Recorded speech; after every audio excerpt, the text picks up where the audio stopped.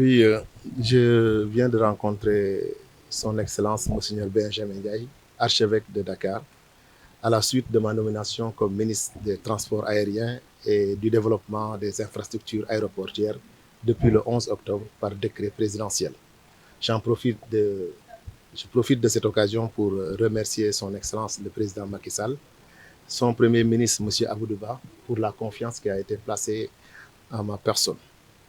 Mais je note qu'au-delà de ma petite personne, peut-être que cette nomination est une invite de l'Église catholique à travailler à la mission que le président Macky Sall s'est fixée, de servir le Sénégal et les Sénégalais.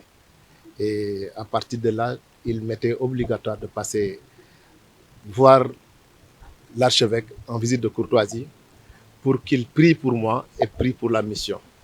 Ça a été également une opportunité pour moi pour remercier l'Église chrétienne pour la formation que j'ai reçue, parce que vous n'êtes pas sans savoir que j'ai été au petit séminaire de Ngazoville, ensuite au collège Saint-Gabriel de Thiès, pour compléter mes études avec l'État à travers l'université Cheikh Anta Diop de Dakar. Donc c'était une occasion pour dire merci pour cette formation, sans laquelle peut-être j'aurais pas pu accéder à ces responsabilités. Mais également rencontrer son Excellence, c'était une occasion pour moi de montrer mon humilité. Mon humilité et la capacité d'écoute pour accueillir ses conseils. C'était également une occasion pour voir avec lui comment mener cette mission. Parce que la mission doit être conduite sous la concertation, au-delà de l'archevêque, de toutes les confréries, parce que je lui ai dit que nous sommes dans un État laïque, mais un État laïque qui supporte toute la diversité religieuse. Donc, de la même manière que je passe le voir pour solliciter ses conseils et ses prières, de cette même manière également, je m'en irai voir les autorités religieuses musulmanes pour recueillir leurs prières et leurs conseils, parce que c'est ça le Sénégal. Le Sénégal est un pays de diversité ethnique comme religieuse. Il nous faut nous adosser sur les conseils de nos autorités religieuses pour pouvoir mieux servir la mission républicaine dont nous sommes investis. Oui, dès demain, je serai au Morolan, mais en passant par Thiès pour rencontrer l'évêque de Thiès. Dès le dimanche également, je serai dans le département de Tivaouane et j'envisage de rencontrer le Khalif général des Tidjanes ou toute autre autorité qu'il m'indiquera en tout cas, parce que je pense que son état de santé n'est pas des meilleurs.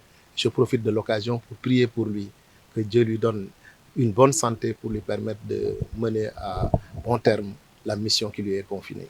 Donc, exactement, parce que nous sommes un pays de teranga, c'est vrai, mais la teranga s'étend dans toutes les composantes de ce pays. Il faut que par cette teranga, nous puissions savoir que nous avons des autorités religieuses qui nous ont inculpé pas mal d'éducation, et il faut qu'on maintienne ces valeurs qui font la force de notre pays. Vous savez, on est dans un domaine où le monde syndical a ses droits et ses revendications.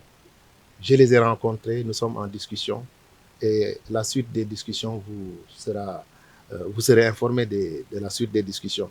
Mais je pense que c'est normal que des travailleurs dans un secteur, s'ils sentent qu'ils ont des droits à revendiquer, qu'ils les revendiquent. Comment prendre en charge ces droits, ces revendications? Nous sommes dans la discussion et j'espère que nous allons trouver une solution. Un citoyen sénégalais. Je suis qu'un citoyen sénégalais en qui le président de la République a eu confiance. Je n'ai pas fait quelque chose d'extraordinaire. Je n'ai pas fait plus que les autres, mais j'étais là comme Sénégalais qui peut aspirer à travailler pour le Sénégal. Et l'autorité de nomination a cru bon de me nommer à cette responsabilité. Je me battrai pour mériter cette confiance et pour faire le travail au service des Sénégalais. Je n'ai pas d'autre commentaire que de constater que ça aurait pu arriver à tout autre Sénégalais et je m'en réjouirais. C'est des textes qui sont en application. On ne peut pas les remettre en cause par la parole. Donc, c'est des textes qui ont été votés par nos institutions. Donc, c'est leur application qui est en cours. Le moment opportun, on parlera d'une opportunité du parrainage ou non. Mais c'est des textes qui sont là. On ne peut pas s'en défaire. Il faut les respecter.